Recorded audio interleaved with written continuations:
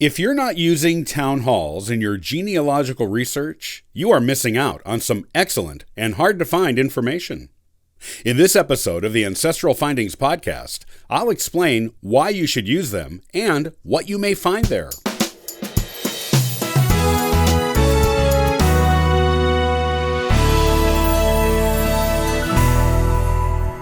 Town halls are common in individual towns and cities in the United States, but particularly in the Northeast. While town halls in newer areas of the country are simply places where the municipal business of the city is conducted, northeastern town halls can often be treasure troves of genealogical information. It's usually easier to get information from them in person on a genealogical research trip, so put them on your list of places to visit when you go out in the field.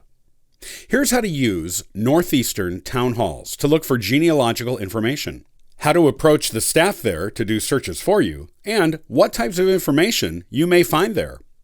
Town halls have a long tradition in the Northeast. Most have been around since at least the American Revolution, and some have been around even earlier, even going back to colonial times. The largely Puritan immigrants who settled the northeastern colonies were exemplary record keepers.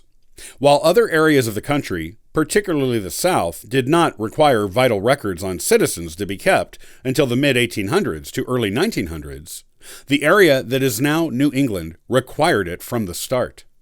Births, deaths, and marriages were all recorded almost from the time the settlers arrived on American shores from England. That tradition is continued today. While the town halls of the Northeast conduct a lot of business that regular city halls do in other towns, they are also record repositories. You won't find this in city halls in other parts of the country, at least not in the way records are kept in the Northeast.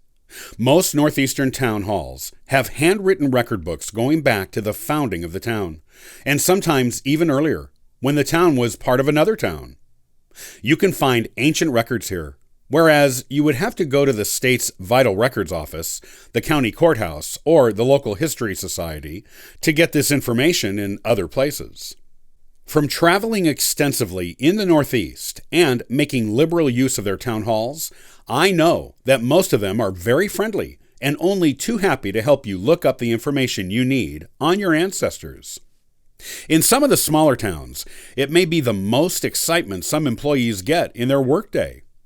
I've had town hall clerks spend large amounts of time with me going through old record books, looking up information on my ancient ancestors who lived there. And the clerks were always chatty and interested in their town's history.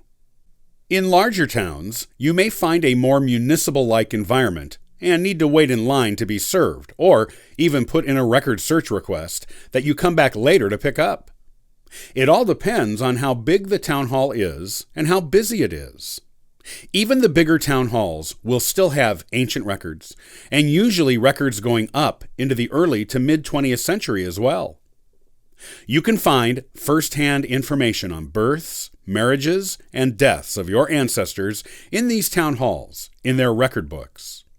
Some information you find may not be recorded anywhere else, such as births and deaths of children of your ancestors who died in childhood, and even the names of the parents of your ancestors, which is useful if you haven't found this information elsewhere. It can give you a jumping-off point for a new generation to research. If you are traveling in the Northeast and have ancestors from there, do not neglect the town halls. There are genealogical treasures in these places you want to find.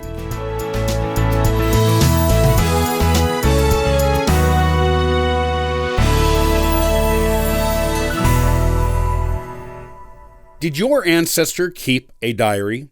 You may find a treasure trove of genealogical information in it if they did. Join me on the next episode of the Ancestral Findings podcast, and I'll talk about how to find out if they did, along with a history of diary use in America to help your search. Be sure to check out ancestralfindings.com. There you can also download older podcast messages to hear again at your convenience. That's ancestralfindings.com.